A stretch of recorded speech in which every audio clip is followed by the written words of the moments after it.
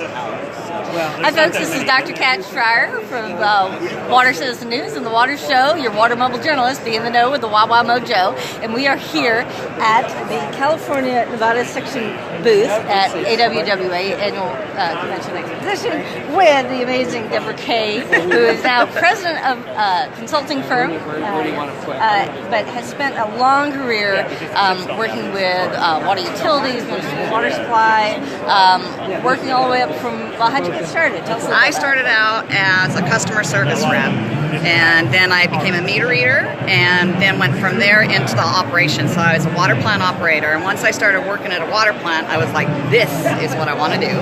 And so I went back to school and got my engineering degree while I worked full-time as an operator, and then worked my way up and ended up, I was a operator, a foreman, and then I ended up I went over, I got my degree, took a cut and pay to go be an engineer, and so I worked in design and planning, and then ended up coming back and taking over treatment operations at my utility, and then eventually had operations and maintenance. So it was, and then I made a decision to leave Nevada and ventured to California because there's so many challenges here.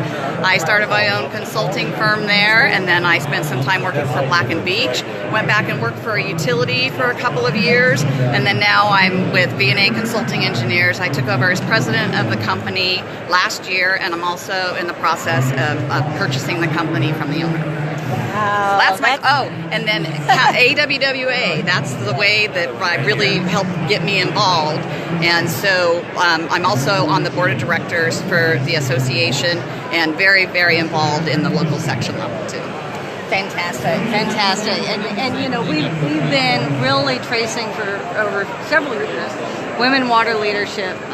Where are the women water leaders? It's dating back to the Pat Mulroy interview back in 2012. I talked with Jeannie Bailey. And I know Pat too, because I was in Nevada. Fantastic. And really, the variety of ways that you can work. Oh yeah. What was your experience? How would you compare working in utilities with working in consulting firms, with having your own firm? I forgot, I did a little stint with a manufacturing company too with the new UV technology. So I feel like I've done just about everything but be a regulator. So I would say working for a utility is very rewarding because you're personally responsible for public health. And so at the end of the day, I worked in operations. It's like nobody got sick today because I did my job. And so that's very, very rewarding. On the consultant side, you get to work with so many utilities and so many great people that share your passion, and you're helping them solve problems, and you're trying to help them save money. And so that's rewarding as well, as having if you have a happy client, then you have happy customers. How about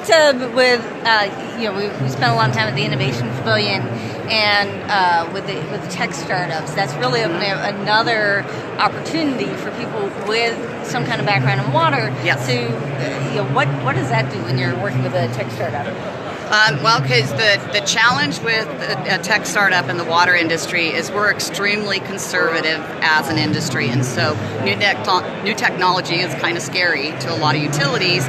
But because you're responsible for public health, so you want to make sure it's going to work. And so there's a big push, though. The association's making a big push, trying to get more utilities to be early adapters and to take a chance on some of these technologies, because there's so many improvements that can be made in your system by embracing new technologies.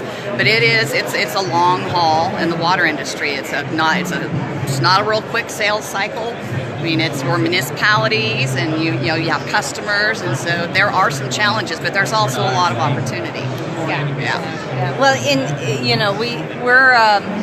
we've been working on developing the water leadership circles as a way to bring together. When we can't get here just a couple times a year for ACE and maybe one or two other water conferences, to be able to continue to connect online.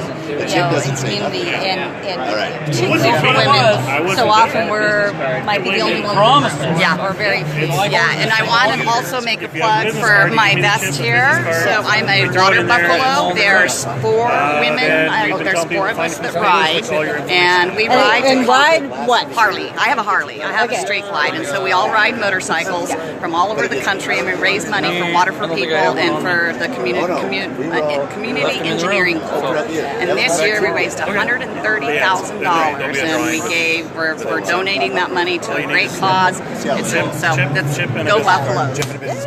Now, and in talking about the Water for People, chances of winning. So explain the difference between Water for People and C4. Okay. So the Community Engineering Corps is run by AWWA, and it's an opportunity for engineers and other water professionals to donate their time to volunteer to help disadvantaged communities. So we have so many small communities within the U.S. that are, they don't have good quality water. So that's what the Community Engineering is. And Water for People is in all other countries. And so we take sanitation, clean water, and help communities develop. And we have projects in Africa, India. The thing I like about that is most of those villages, it's young girls, and the women are the ones that have to go. Their job is to bring water to the village. So if we can get a system in place, those girls can go to school, and the women usually a lot of times end up being the ones that are responsible for the water system in those villages too. Yeah. We've been, one of the things we've been talking about is when it's surprising how often when we talk about women in water, immediately people start talking about women on the other side of the world with buckets on their heads, and coming back to the conversation of without getting into any details, when challenges come up, how do we find support? How do we connect with other, first with other women, just process, what's going on, how to, coming up with a strategy to resolve issues as they come up, and recognizing it as scientists and engineers and problem solvers. Yes. Right? Yes. So,